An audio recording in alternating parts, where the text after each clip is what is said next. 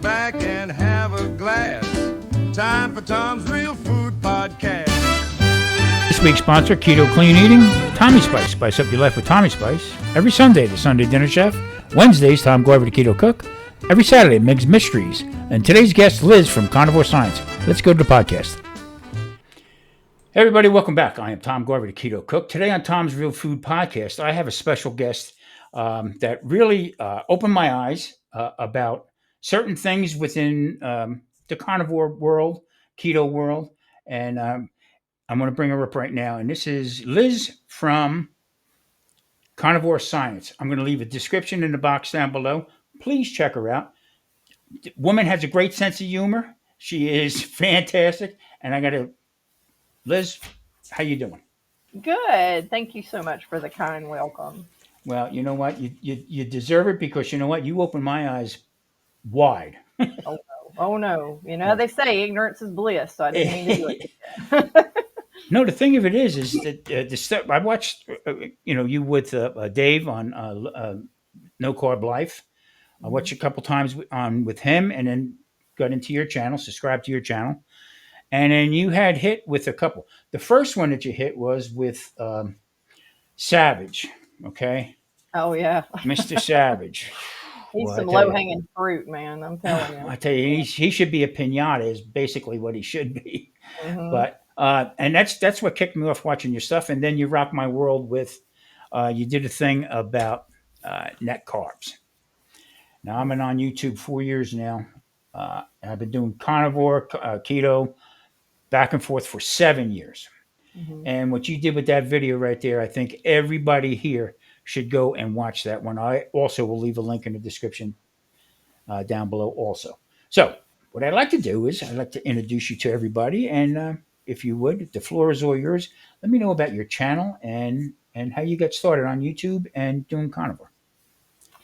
Well, my story, like you look on Dave Mack's channel and you have all these different stories, but a lot of them have a common theme. And one of it is that you wake up one day and you're all messed up, I basically was, I was 55 and I've almost been carnivore for 3 years because it was November of 2022 that I woke up after Thanksgiving, and because I'll give you the short version because you can go back even before that, there was a lot going on, but I woke up after Thanksgiving and I had hip pain like you would not believe. It was crazy. And I don't have hip pain. That's one thing I didn't have. I was taking, a bunch of medications. I actually had insomnia that was horrible. I had fibromyalgia where I was taking for 17 years. Okay. Up to that point, I was taking a drug called tramadol, which is an opioid. So not a nice thing to take. Now, it doesn't make you strung out like hydrocodone or something, but it was still, it's damaging to your system. And that was 17 years worth of that. It was crazy. So I had digestive trouble. I was at one point I was 100 pounds overweight. Now, before this period of time, I had went keto in the past and I lost part of the weight, but I gained it back. Not all of it, but I gained a portion of it back. So at that time, I didn't have the 100 pounds. I had lost some of that, but I'd probably say 70 extra pounds at the time. So I was overweight. My blood pressure was going up. I didn't have, I had maybe occasional high glucose readings and things like that when I would check, but I didn't have a huge problem with that. But that was one of the few things I didn't have a problem with. So I was taking, and then I went to the doctor, not long before I actually woke up that morning and had all the hip pain the day after Thanksgiving. But I went to the dentist and I had to have a bunch of dental work, and I was taking a decent amount of ibuprofen for gum trauma. And I had developed the worst case of actual acid reflux you could ever imagine. It was so painful. And a lot of people think that's just it wasn't, and I take it back, it's like heartburn. It wasn't acid reflux. So you have acid coming up and people kind of think, well, there's acid coming up and it's burning you, but it felt like someone stabbing you center mass is what it felt like. It was so painful, and it's scary because it's in your chest and you're thinking, oh my God, I'm going to have a heart attack, right? So that started, and they put me on pantoprazole. So that, and it worked. But I'm like, the last straw of all these things, is I woke up that day after Thanksgiving and I went to the ER the day after Thanksgiving in the United States of America, which you know how desperate you have to be to go anywhere near a holiday like that to a hospital. I go with my sister and she's waiting with me, and we're sitting there looking we're in the emergency room, and I'm looking around, and I'm 55, and I'm like, oh my God, is this my life? And I'm looking at all these people and they're so sick and just miserable, and like people younger than me. And, I didn't realize what I was looking at, that I was looking at a metabolic disaster, in that ER at the time. But looking back, I can see it clearly. So I go in, and little Doogie Howser, works me up and everything, and they make me stay there for 7 hours, and he comes in and he goes, he did MRIs and all this stuff, or not MRI, but it was a CT and all this kind of stuff. And he comes in and he goes, well, yeah, we don't see anything. Maybe it's inflammation. And he was so casual about the way he said it. And, I have said this a lot, but at that point, I felt like just going off and going like, well, okay, just going full Karen and saying, look, I paid you for a service and you don't know your butt from a hole in the ground. So how about you give me my money back, and just go full on Karen at the desk, right? I got so angry because I'm like, wait a minute.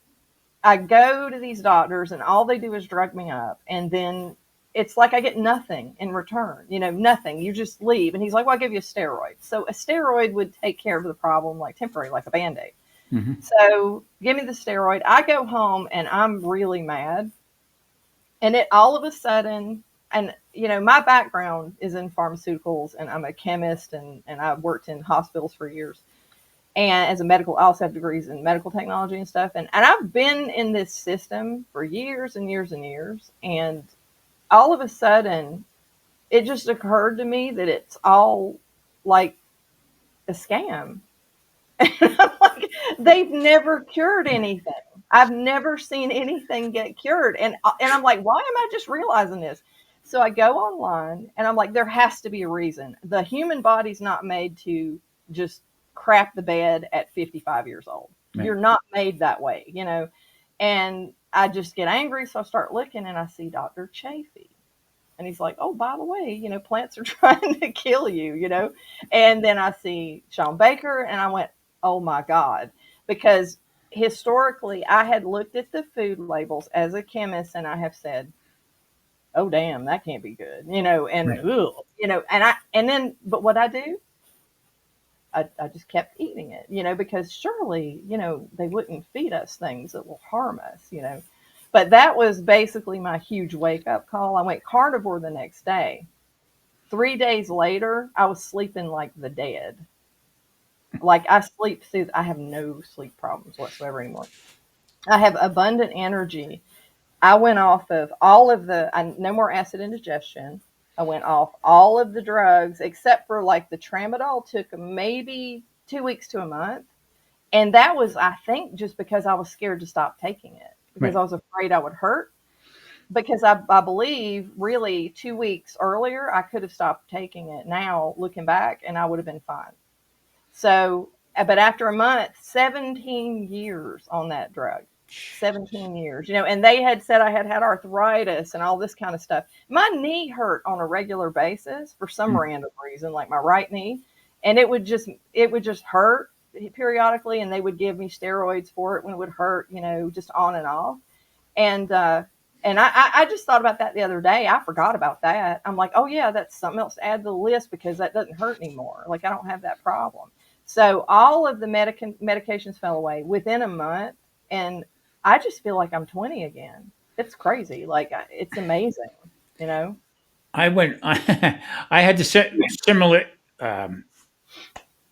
thing happen to me with my doctors and stuff, and they just keep throwing stuff at it. And when I say I'm dealing right now about getting off of metformin, what is a longevity aspect to it? You got to show me that on paper there, pal, because you're just trying to keep me on that, Yep. And So that's my next fight with them. But you're 100% right. Is where they just the things they say to you, and you say this cannot be true. Mhm. It just cannot be true. And then my theory is I'm going to ask you about this also. Um, the next thing that hit me with your channel was about the lies and stuff that they say about how things are made up. And you hit Mhm. on a point that I've been saying for a while, but in the same token, though, um, I'm calling you a professional because you were in the business. Mhm. Okay, so when you turn around and say that it's made up because of the Mhm. marketing is to me is phenomenal. These guys are freaking geniuses Yep. coming up to.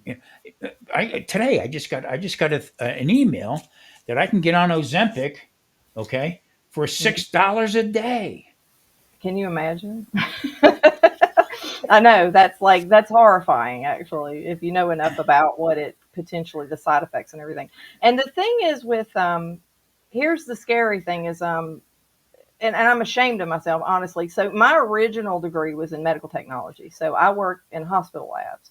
I worked exclusively in microbiology for about 10 years, and then I worked in all the other departments: hematology, serology, immunohematology, all that kind of stuff. So I worked in there for years, and then I went into the pharmaceutical industry. All right, so I worked my way up. Like now, I'm a medical device. I work for a medical device company, Mhm. and I'm director of quality assurance. And the reason I moved to medical devices, and this was even before I realized the food thing, the truth about the food, the truth about pharma, and the truth about all the whole industry. But I moved over to medical devices because I couldn't watch. I did when I was in pharma for so many years. I watched clinical. I was part of clinical trials, like making clinical trial material, and it was so horrifying what the truth of what's really going on and how everything works that I couldn't live with myself and actually do it anymore because you're talking about I made some bank doing that. Like I had a huge salary, so I could, but I mean there's no way I could. Nothing's worth your soul, you know. And when I Sure. was watching what was going on, I was like, oh God, what am I going to do? Like, this is my living that I'm making. This is my career. I'm really high up in the career, and like VP level and stuff. And then I realized, well, there is an out because as far as regulatory affairs and regulated stuff and FDA regulated stuff, a medical device is something that typically helps people. You know what I Right. mean? Most medical devices it will assist in your health, right? So Mhm. I moved to medical devices, which really we had done some medical devices, so it wasn't really out of my wheelhouse. So I'm doing quality now with that. But my journey of watching all this unfold was really horrifying, and it goes all the way back to the 80s. Back in the 80s, I watched I was part of the testing the blood supply to actually determine what test would actually be the most effective and close the window because the HIV thing, like you have a window where you haven't developed antibodies and they only had an antibody like the test to pick up the antibodies, and they were developing something that would close that window, so that Mhm. hemophiliacs wouldn't get they were getting bad blood and everything and coming Right. down with. Yeah, I So remember that. I was a part of all of that, and I watched the FDA, and that's where I kind of got on board with food and drug and everything. And I'm watching them going, oh, well, they're the heroes. They're trying to help humanity, and they're the good guys. Wow, was I naive? I mean, but how would I know because I'm not in a position of power in the government or something? But Right. that ever since then, it's just one thing after another. Once you open your eyes to it and you say this cannot be true. Here's what I like about people who want to start carnivore or keto. Okay, I had a lady that, can you help me? I knew her for years. Can you help me, please? Sure. All you got to do is you got to kill the cravings. You got to work on killing the cravings because that is the hard thing to do. I, Yep. I compare sugar addiction to alcohol, drugs, and smoking. Yep. Okay, Same. that's what I compare it to. But Liz, a couple days later, I get a phone call. Hey, what's up? How you doing? Tom, have you looked into these fat bombs? What are you doing with fat bombs? Are you crazy? I go like that. You don't Yeah. need that stuff right now. You're trying to Mhm. kill the addiction. And the more stuff comes out with keto or this is kind, what made me laugh a couple weeks ago. I seen somebody put up a video on YouTube about uh, carnivore mac and cheese. Yeah. I'm saying, wait a minute, why would you do that? You know what I mean? And just like the marketing for the drugs and the foods and everything else like that, people Mhm. on YouTube are looking for the clicks and the views and stuff like that. I totally get it. That's what I'm doing it for. Mhm. But in the same token, though, you got to be true to yourself, like you said. Hold on a minute. There's something wrong with all this. Yeah. You know what I And what mean? what did they make the mac and cheese out of? Like, was it the cauliflower and stuff, or were they selling it? No, no, no. They were actually making it, but what they were doing was they would take almost like a chaffle type of thing. Oh, okay, okay. Okay, but it was kind of small, with that with the cheese and everything else like that. And I'm saying, this is what happened with keto. Oh, you go off in the ditch kind of thing. I mean, Oh um, yeah. the big thing with me was that, and you know what? I started following it. Is this sugar? You got to stay away from sugar. But monk fruit, you can use. And Mhm. I said to one person, I said, well, hold on a minute. When you put sugar in your mouth, does your liver know it's just table sugar or cane sugar? Don't know. Mhm. Okay, this is where I could be dead wrong with it. That's why I have you come on there. But monk fruit, oh wait a minute, we can have that. That's monk fruit. That's Mhm. not the way it works in my eyes, anyway. Mhm. You know what I mean? And all of them, all of those sugar substitutes and stuff reacted to me. Mhm. I had They spikes. can have some nasty side effects too. Right? And I had. I mean, I told my wife. I said, yeah, my name should be Lucky because Yeah. everything goes wrong with me with that kind of stuff. Mhm. But that, and even with the food, even with beef and everything like that, it went from just eating beef and stuff like that, and then it went to grass fed. So then it Mhm. went another level. That's where Yeah. the marketers come in there, and it's not. That's not true. As Mhm. far as I'm concerned, I mean, we are more adapted to the grain fed stuff than we are with. I mean, I lived in North Carolina, and we were Mhm. surrounded by cows, and I would get fresh beef, and it was Mhm. all small. It was all smaller. The fat was different colors and stuff like that too. So Mhm. I don't know. What's your take on how they're, I don't know how to say it, how they are marketing between keto and also carnivore and stuff like that? I mean, uh, Well, I think with respect to keto, the problem that I had with keto, and I'm just speaking for myself, and mhm, everybody's kind of different, but the thing I think, and this is my opinion, but I think the thing that does people in is dirty keto. you know so, and for whatever reason, when you start keto and you're eating clean whole foods and all this kind of stuff, something is going on there, and where you're eating the clean stuff and you go in the ditch, like, and I think it has to do with the marketing. So if you look at the marketing for the breads and the keto stuff, and you're looking at those net carbs, and I don't know if you want me to go into like the background of the net carbs. yeah, let's do it So if you don't mind. no, no, no, no, no, no. And so way back, first of all, like in the 1860s, you have to look at, when you're looking at carbs and calories and all this kind of crap. When you look back in I think it was 1860, Wilbur Atwater, okay, was this dude who actually came up with this thing called a bomb calorimeter.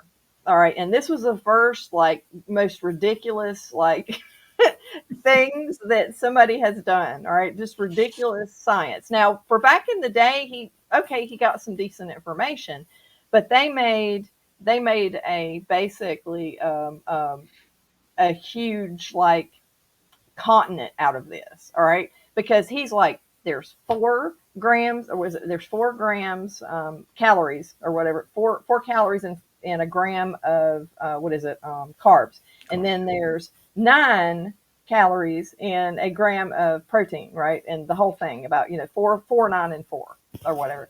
So that thing that he came up with, and he was the granddaddy of the calorie, basically. So he came up with all of that. And USDA, he also worked at the USDA. He was one of the heads of the US, like, he was a top dog, right? And they pushed out the whole, carb, da da da da da. And he wasn't doing the fat is bad thing then because that was too far back. That was actually Ansel Keys back in the 60s Yep. and 70s. But he was working for the sugar industry. But the idea, the thing that was so dumb about this, and the only other person I hear talking about this is really Dr. Chafee, is where we are not bomb calorimeters. So if a bomb calorimeter is a little device, it's an instrument where you burn food in this thing, and then you have so many joules of energy that are released. And then you measure how many joules of energy, heat energy is released, and you go, okay, that's where caloric, calories comes from. It's heat transfer, basically. Right. So they measured that, and so, the fat gives a lot of heat, whatever. It's like, what on earth does that have to do with what happens when we eat food? It's like, just light a match and I've got a bag of garbage. I'm just going to burn some garbage. It's like, it's the same thing. It's like, who let him loose with that one? I mean, not saying that the actual foods, the actual data, okay, when you work in a lab, like you run an experiment, you have data. This burns this hot, this gives this much energy. Okay, that's good data. But to make an entire industry, like an entire branch of science out of it, it's like, yes, that dumb experiment that I did where I'm just basically oversimplifying everything, because there's not like tons of hormones, tons of enzymes, tons of, you have digestion, you have this complicated system that God made, and it's like, but yeah, just that's wasn't the calorie also had something to do with aeronautics or something with jet propulsion or something? I read something about that. I don't know about that, but It's about heat or something, oh yeah, yes, because it's heat. That's all it is heat. A Heat, calorie is just amount of heat. So basically, they say this food has this many calories because when I burn it, it gets this hot. I mean, I'm simplifying this because it's literally that stupid. It's exactly. that dumb. It's that dumb, and everybody believes the calories, calories. And and the thing is, I try to explain to people, they're like, well, you don't think that calories are a thing, like I'm some kind of idiot or something. It's like, no, I really don't, not calories, but I do think the amount of food that you eat, which if you look at it, if you eat a bunch of calories, you're eating a bunch of food, typically it goes hand in hand. That just happens to go hand in hand. And you can overeat and that will make you gain weight. That's just what happens, because your body's, it's stressing your body out. But but the calorie that's not a thing, man. I mean, that was like bomb calorimeter stuff, and they're still used to this day. Food companies use that. But if the public doesn't understand all of this stuff, and back then you didn't have anybody monitoring anything, and they just ran with it and made the entire industry. I always say nutrition science is an oxymoron. It is not a science. It is not. If you go, and people get degrees in this, and I'm thinking, oh my God, don't you feel bad about wasting your money? But I mean, what they're taught is to basically support the USDA is what they're taught to do. Period. Support the laws that the FDA comes up. That's backed by big food and big pharma. Yep, and that's my thing. Like, so I'm in regulatory. So the 21 CFR, which is the Code of Federal Regulations, is my Bible, and that's all the laws that Congress passes. The regulations go in there, and like that's where that comes from. But all of those things, it's all political, and that's what people don't understand is that the politics drive what's in there, or they have a trail of bodies that is so long and so obvious that they have to do something, because every regulation, especially with pharmaceuticals, every regulation in there's a trail of bodies that caused it to be there, because whether it was things they were doing when they're making it, or, birth defects, things like that. So it's always, you only get that until you get a trail of bodies. Right. Exactly right. By the way, I just want to let you know, this guy over here that's behind me, Yeah. that's get off my lawn guy. So I just have him up there. That's hilarious. There you go. Just in case. Yeah, that's cool. I like that. So getting back to net carbs, let's finish that one up, because that is exactly what I said. I said I got to talk to Liz. I got to see if she would come up and talk about that, because that is the downfall no Mhm. matter whether it's keto or carnivore or something like that. Like I said, we are the sheep, and it keeps Mhm. hitting us on top of the head about uh, Yep. got to eat this, got to eat that, got to eat this. We got to the parent. When I had bladder cancer, and after my each treatment I got was 6 weeks long. Oh, Okay, okay. and I was on my sixth treatment. Okay, they come in, they prick my finger, and I'm, what are you doing? You know, this is not the procedure. You know what I mean? Mhm. And the doctor, she went out and she took my blood glucose. And the doctor came in. Now, me and him became pretty good friends, since I've been dealing with this. He says, Tom, I can't give you the treatment no more because the treatment that we're giving you now has caused you to have type 2 diabetes Oh, okay. And it was from the actual treatment from the itself. treatment itself. Okay. So now he said, now this is from an MD, okay, and then how true Mhm. it is or whatever, but I took his word for it.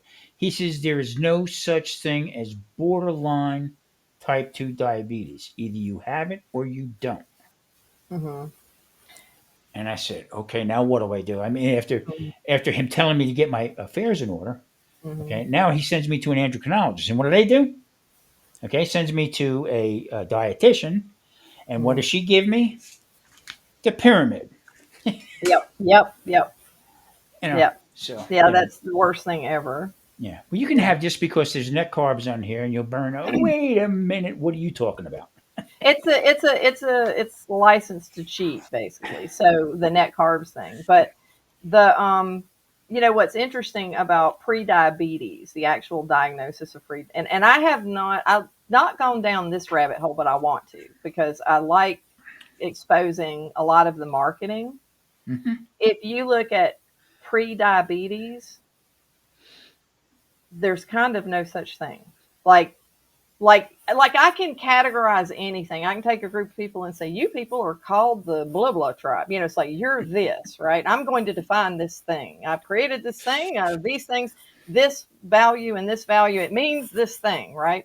That's kind of I think what they did with the pre-diabetes diagnosis because it allows them to start to manipulate at that point, right? Not that if you're headed in a bad direction, you're heading in a bad direction, but the category of prediabetes is kind of one of those weird things that I want to go down a rabbit hole for.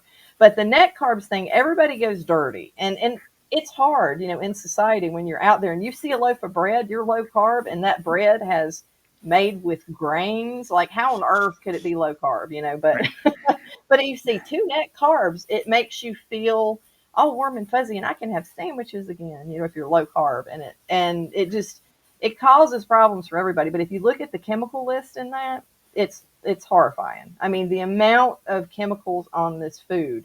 So that's the reason a lot of people they go to carnivore, and when you're looking at these net carbs and you're supposed to subtract out the fiber, you have soluble and insoluble fiber. So Hmm. soluble fiber is going to dissolve in water, and it creates like a gel. I mean, you've probably seen like Metamucil and all this kind of stuff, Sure. right? Sure. So then you take it and it makes you feel full, and then it's slowing things down. But then you have insoluble fiber that's like a Brillo pad going through your intestine. Sounds like a really good idea.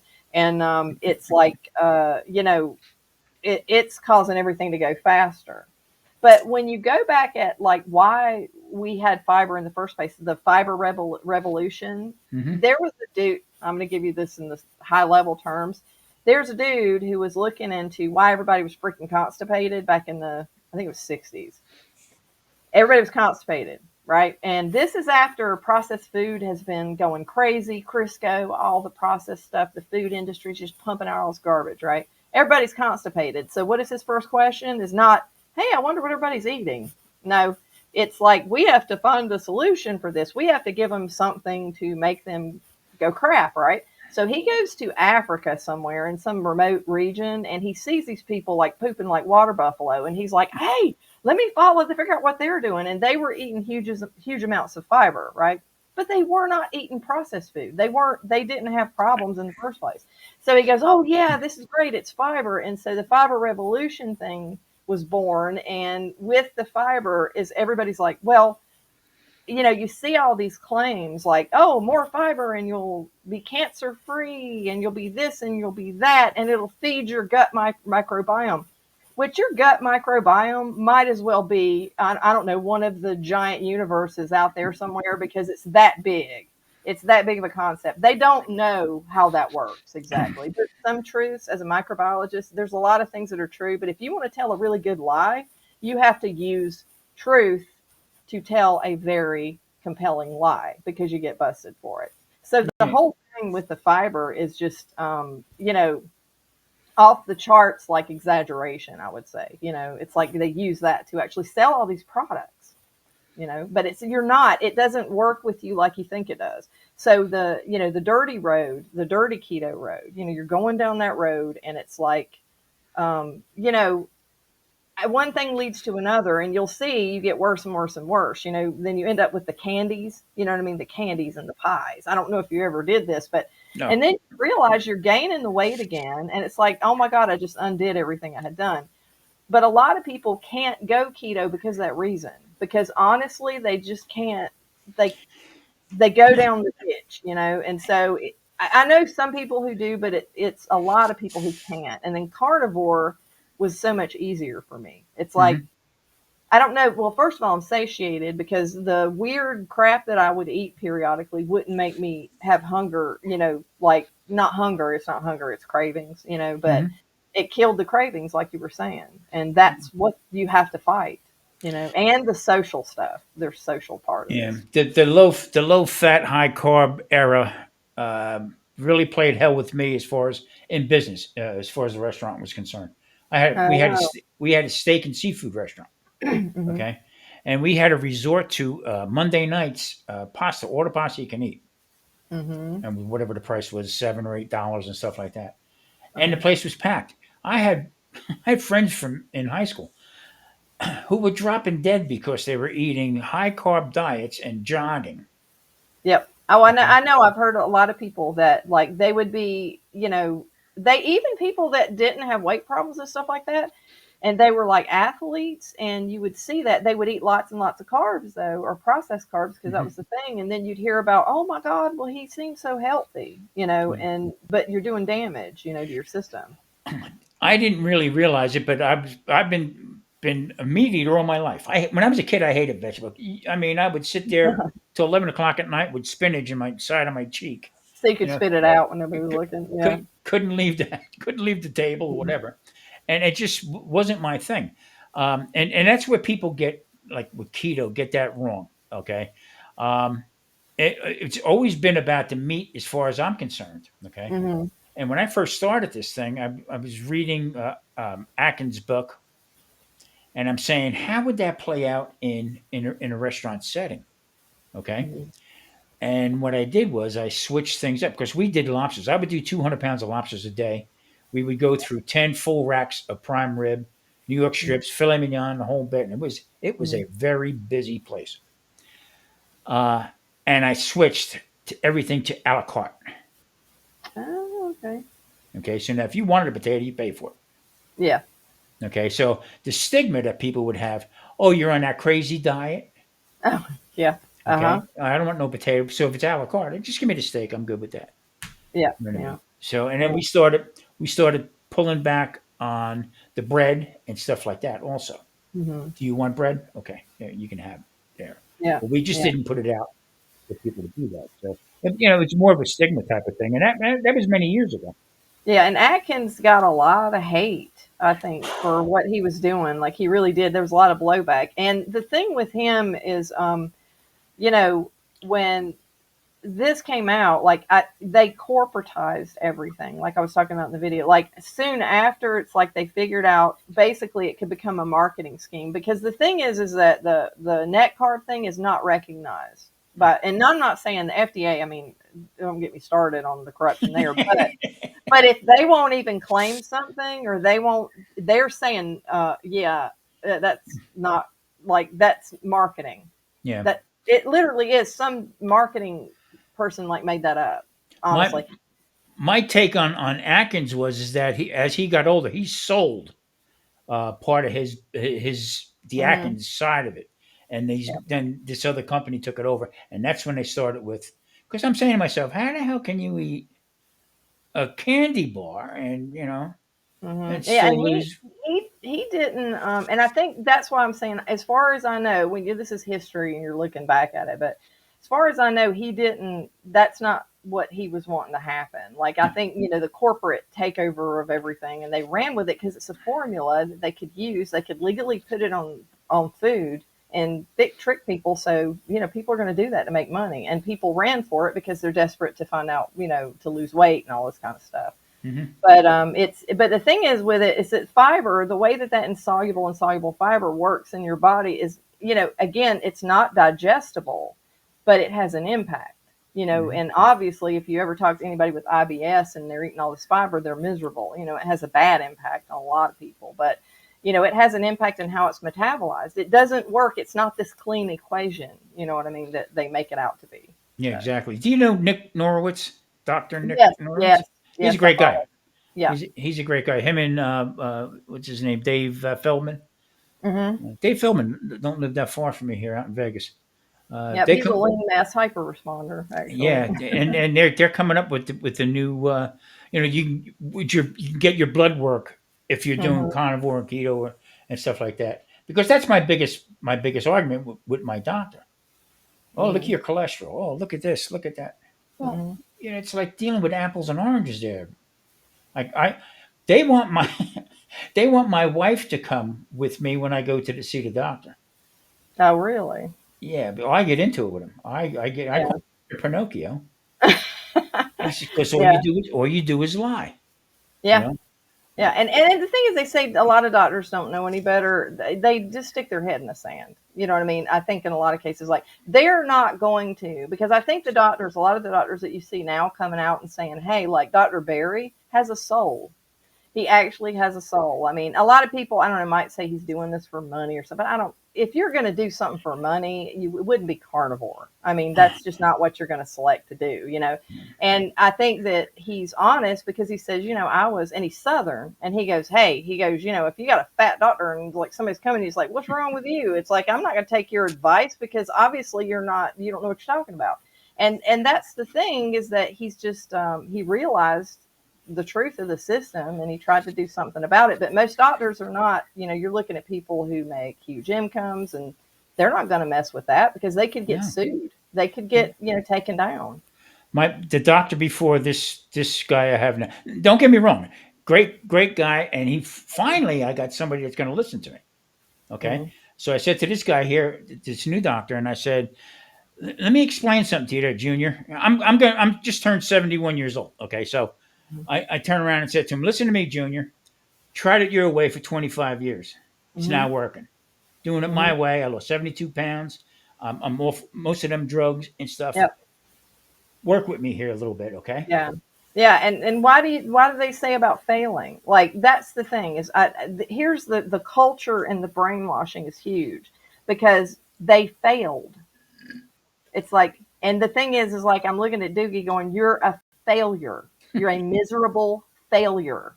You can't do what you went to college to do this, and this is what you give me is, maybe it's inflammation. I give you a steroid. I'm like, are you serious? But your regular doctor that sees you all the time and just piles on the medication after medication after medication. It's like, you're a failure. You're supposed to be a healer. Yeah. You failed.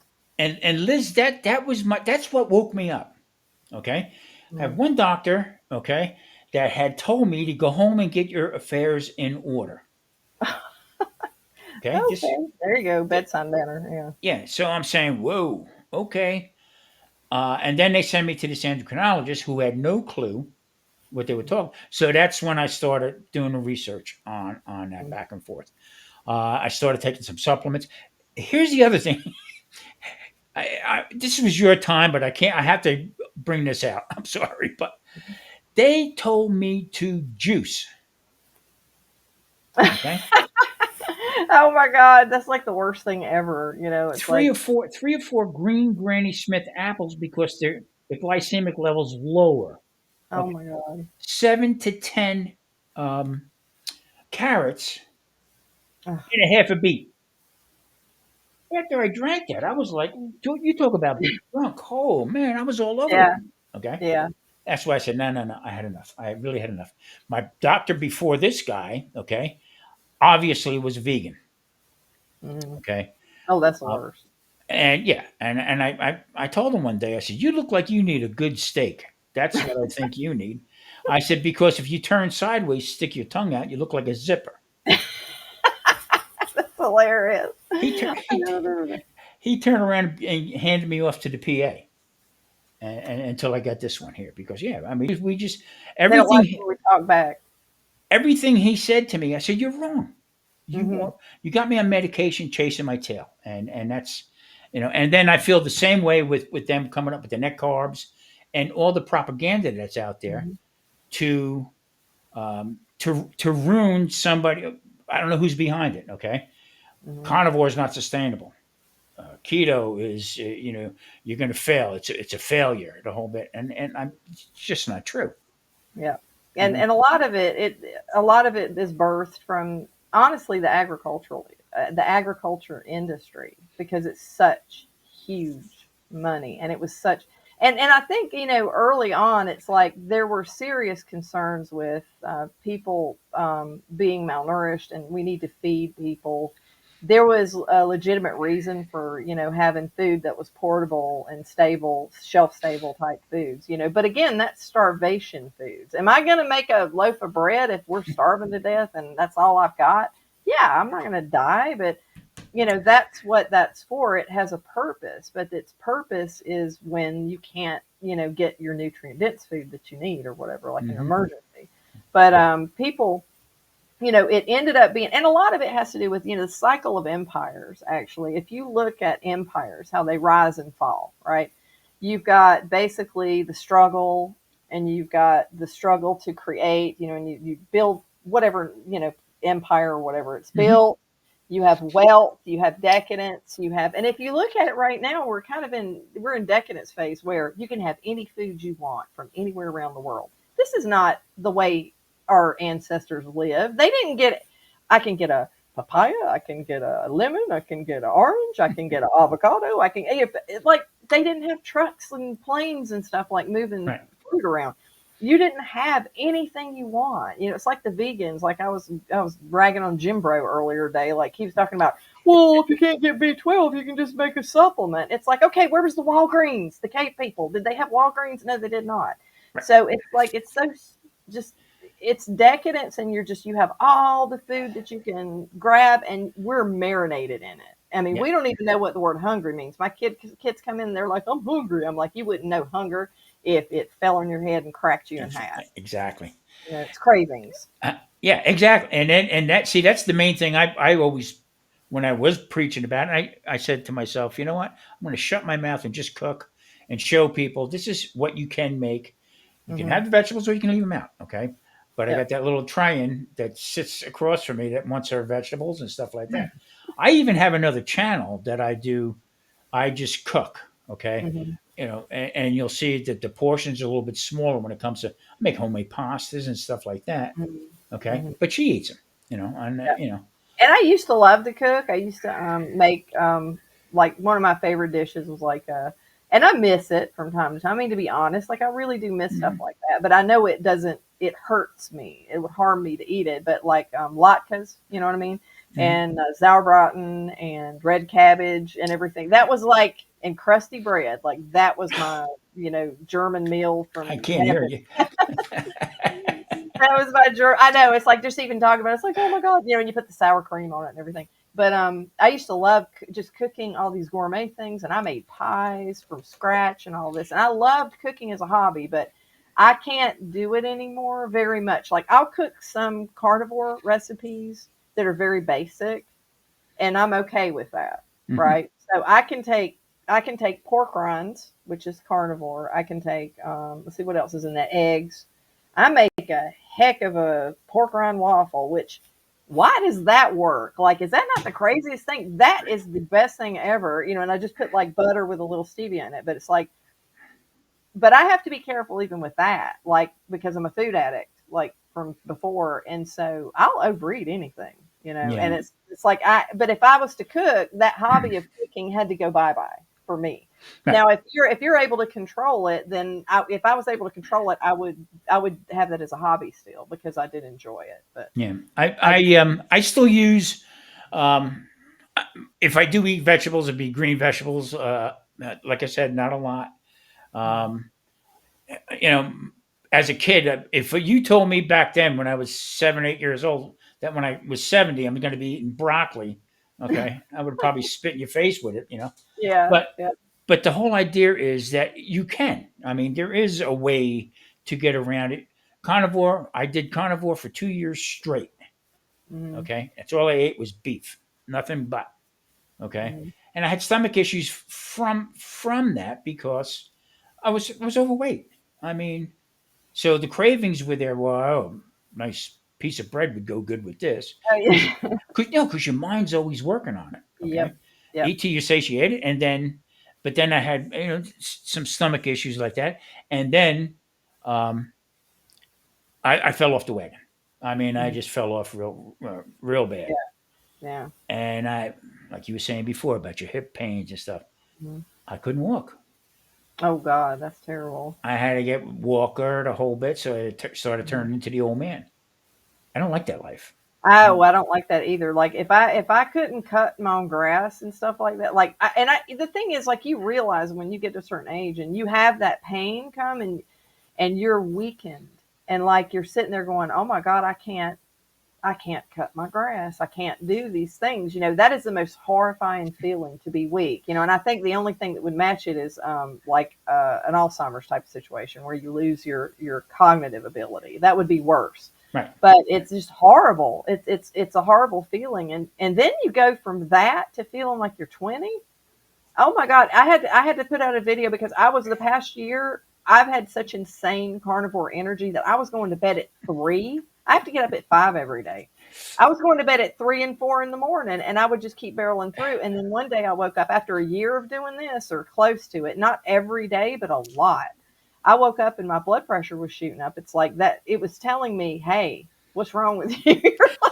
You're hurting yourself by not sleeping. You're not a robot." Yeah. And I did a video on that to remind people because I had so much energy. I can do it, but I shouldn't do it. Yeah. It can cause health problems. What as far as now getting back into the keto and dirty keto and stuff like that, what drove me insane was when they turn around and they started making keto breads or cakes, and they were Hmm. using almond flour. Oh yeah, Okay. that's yeah. Now I was told by a cardiologist. Okay, another story for another time, but you can eat a handful of almonds.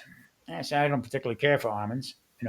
Hmm. And he says, well, in a man's hand, you could probably fit close to 20 almonds in your hand. Hmm. Okay. That stuck in my mind over the years. And then when people started talking about making almond breads and stuff, or keto bread, okay, Hmm. with the almond flour, I looked it up. A cup of almond flour consists about 97 almonds that are crushed. Yeah, that's a lot. So if he's telling me 20 in a hand is good, how toxic is that? Yeah, and I think the cyanide. If I'm not, I have to remember what's in what, but I'm pretty sure it's cyanide, isn't it? That's in the almonds themselves. Exactly. And Yeah. so there. And the thing is like what's funny is when you're looking at these plants, and that's the thing with when people do keto or whatever. It's like I said, I'm telling them, I'm like, hey, good for you. Just if you get inflammation, back off the plants and see which ones are bothering you. You know That's what I right. mean? Because Yeah.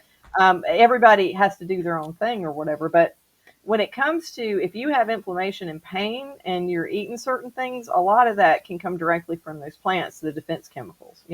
But that was just nuts because the World Health Organization, who I mean is basically the Eye of Sauron or something, they are not at all on board with anybody eating meat. But even them, they have on their website all of the foods that kill people every year. People who die from eating too many, like the peel, like if I think it's in the peel, the glyco, I can't remember the name of the chemical in it, but it's Mhm.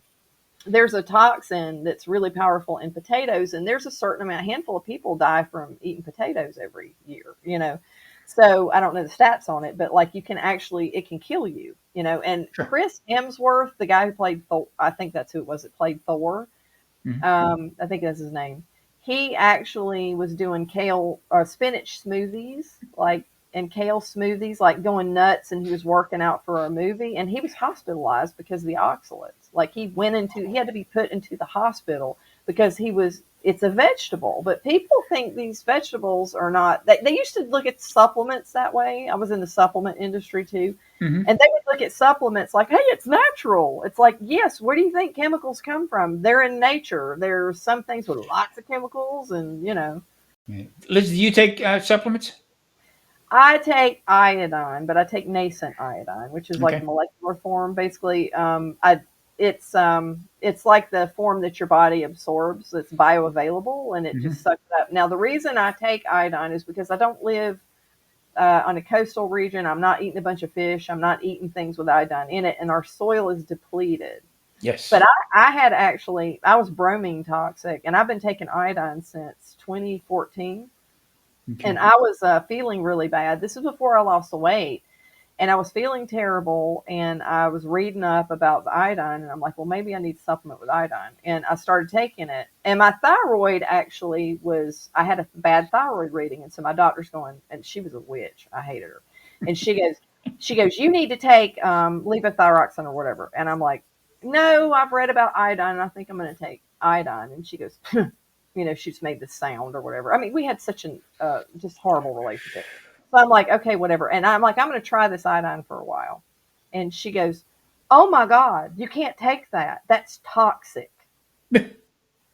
Every cell in your body needs iodine.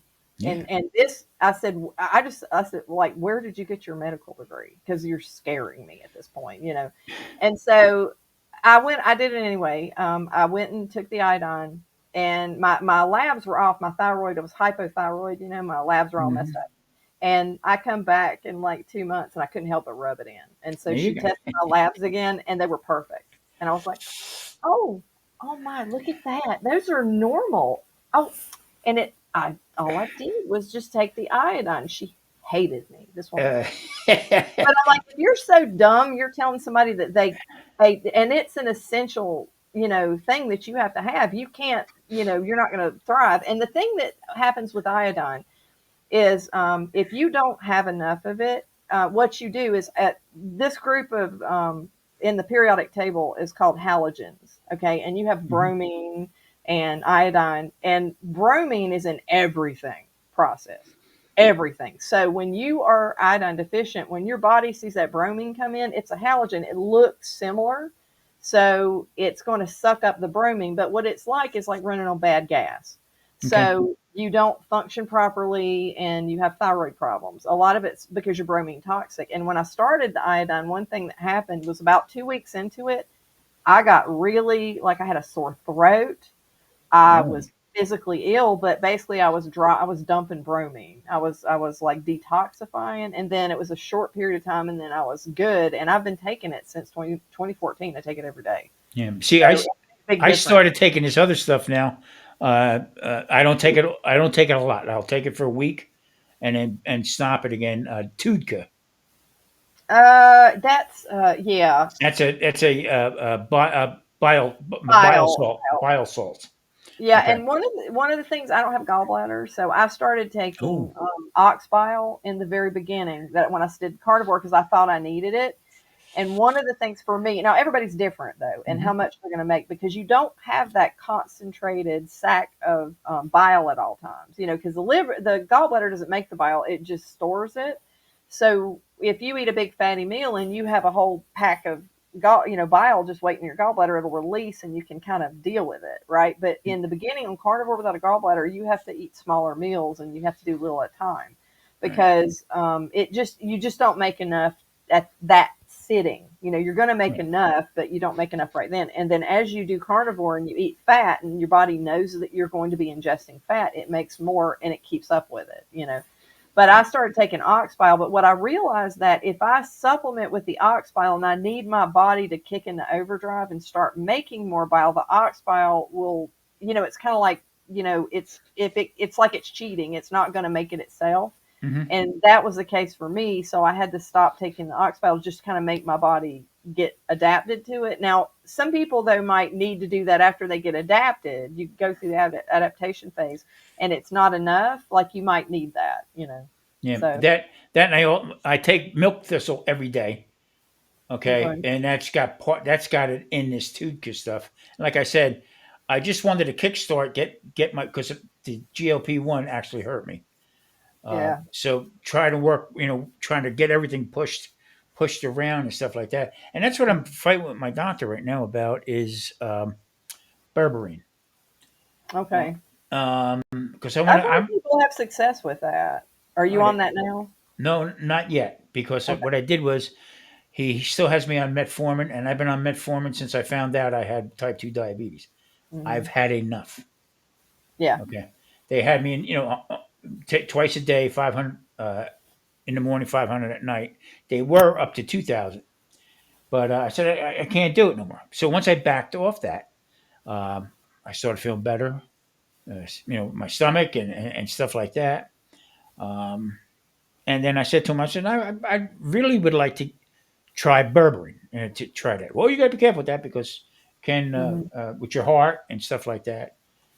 I said, well, my body, I'm paying you. Like, can I try it? I mean, They what's don't understand that we're paying them. Like we've hired them for service. It looks like it's the other way around. Like they're doing us a big favor for speaking to us, yeah, and a lot of yeah. times. So I have one last question for you. And what is your go to as far as food wise? I mean, as far as on carnivore, what is your Mhm. go to? Lately, it's burgers. It's 80/20 burger meat. And you know what's weird is that everybody's smelling like, oh, we got to, grass fed, grass fed. And I understand the grass fed argument, but it tastes like crap. To Every the time I eat grass fed, I'm going, blah, and okay, I get it. Like maybe the grains, I don't know. When you look at different things they're fed, it could be good, could be bad. But I think it's negligible. Like Dr. Berry talks about, panda massage, grass fed, he's talking about fancy pants, and that's his whole thing about talking about hot dogs. We were talking about hot dogs earlier. It's yeah, like, yeah, if you're eating garbage, you're on the garbage standard American diet. Heck, if all you can afford is hot dogs and bologna, it's like you're ahead of the game. Like you're doing yeah. Sure. better if you do that, if you're desperate. But like the grass fed stuff, it tastes like crap to me. Is that just me? No, no. You know? Like I said, I used to after I retired and we moved to North Carolina because I was going to do actually going to make herbs. Okay, Oh, and I okay. had a lot of friends that were still in the restaurant business. Okay, and Hmm. we were going to do it organic. How that flew the Hmm. organic stuff. Oh, Okay, yeah, yeah. There's a whole thing. until one morning I woke up. I had 17 acres there. Until one morning I woke up about 5:30 in the morning, and I felt like I was in Hiroshima with the planes coming in over my house. What the Oh, hell's wow. that? Crop duster, Oh, yeah. and that ruined my organic Yeah. Yep. thing right there. So by doing that, and then we had the cattle around, Mhm. and either they paid you in moonshine if you did work for them, or you got beef. If the Yeah. cows and down the road from me was a pig farm, stuff like Mhm. that. We used to get some pigs and stuff like that. But the grass fed beef, you had to actually grind the whole cow Okay. because the T-bone steaks looked like large pork chops. Okay. Okay, so I mean, Yeah. without the grain, and these were from a calf to 1,500 pounds to be sold, Mhm. and So then the they would, difference is they're not marbled enough. Is that really like so they're not as marbled as was what I understand from it. I'm right. not like into the whole beef thing, Yeah, but I don't. you'll take a look at grass fed, and I'm talking about naturally grass fed. Okay, Mhm. and with a little bit of grain that put it into bulk them up before they'd sell them, and the Mhm. fat was orange. Oh, okay. It's an orange color, and then but the grass fed, the finished ones, that's when the marbling would come in and also Mhm. get a little bit more wear. But Okay. yeah, I mean that's just a selling point. I mean, there again, great marketing. Mhm. Yeah, but Yeah, yeah. And the thing is like I don't know of any when they're looking at what's in, again, nutrition science is an oxymoron. So I want to see like where they're actually grinding that crap up and they're looking at cows, they're following cows and they know what patch of grass they ate. And then they're following the grain finish and they're, and again, the grain, I wouldn't want to see like GMO, this, that, and the other thing and a bunch of Franken grain or something fed to them. But, I think that a lot of people really obsess over the whole, it's got to be grass fed and everything. And I think that maybe there's a difference, but I have no idea what it is because honestly, there's no legitimate, there's some studies, but again, there's studies all over the place, and half of them are crap. So, it's just hard to know really what's making an effect. But taste wise, tastes like crap. So it really does. It's too dry and stuff like that. But they're getting big money for this stuff. And that's when you hit the nail on the head when you did that video about it's all about the money. That's basically all it's about. True. Yeah. And our lifestyles. Where do you think the future is with this here right now, going with this low carb and carnivore and stuff? I think that it's kind of cyclic because I believe that, if you look back where before pre-Crisco, I guess, or pre-Procter & Gamble, everybody was eating a lot of meat. They were eating eggs and bacon and, generally they were getting nutrient-dense foods. And then everybody was told to replace because, American president had a heart attack. That was part of it. And then you had Procter & Gamble coming up with the seed oils. And so you had all this stuff going on and then people were told, they were pushing cereal. Kellogg's did his thing, because, I won't go into that because it's family friendly, but the reason, if you ever want to look into why Kellogg's made cornflakes, it's sexual in nature. So of course it is. Matter of fact, where I lived in New Jersey, a little town called Alcohol. Back in the 20s, early 20, 19 and 20, okay, it was a nudist camp. It was a health thing, okay? And Kellogg, their cousin or something like that, was part of it. Oh my God, that's so crazy because he was part of the movement to the purist movement. But a lot of those people that claim purity are the biggest sickos. You know what I mean? So I wouldn't doubt it at all. Yeah, exactly. But all of that, so that happened and everybody's eating all this stuff. So I think it's cyclical. And then you see people come back to what really works because people figure it out. If you give them garbage for years and years, they're going to get sick and they're going to go, wait a minute, and they're going to do something about it. Yeah, you know what I mean? It takes a while because, especially nowadays with the internet and stuff like that, and YouTube and all the different, like keto mac and cheese. I mean, and homemade keto bread and stuff, fat bombs and all that stuff is completely crazy. Yeah. Well, Miss Liz, I really do appreciate you coming up. I'm really informative, and I urge everybody, please, I'll leave the link down in the description box. Go check her out, like, subscribe. I tell you what, she's got a great channel. The sense of humor is fantastic, and you know what? She calls them as she sees them, and I love that because that's what we need more and more. So, you have any closing words, Liz? No, just eat what makes you feel good. Like eat things that make you be healthy. Is my advice. People are like, "Oh, what should I eat every day?" It's like just you got to know. You have to experiment with yourself, and you will know what works for you. You know what That's I mean? Right. If I tilt a little bit, if I have something, or just taste something, I can next day I feel like crazy. And you figure out what to leave out, basically. Yeah, exactly. All right, everybody. Liz, thank you so much again. Her channel's at Carnivore Science. Check her out, please. Thank you so much. Listen, hit that like and subscribe button, and I'll see you next week on Tom's Real Food Podcast. Thanks, everybody. Thank you. Sit back and have a glass. Time for Tom's Real Food Podcast.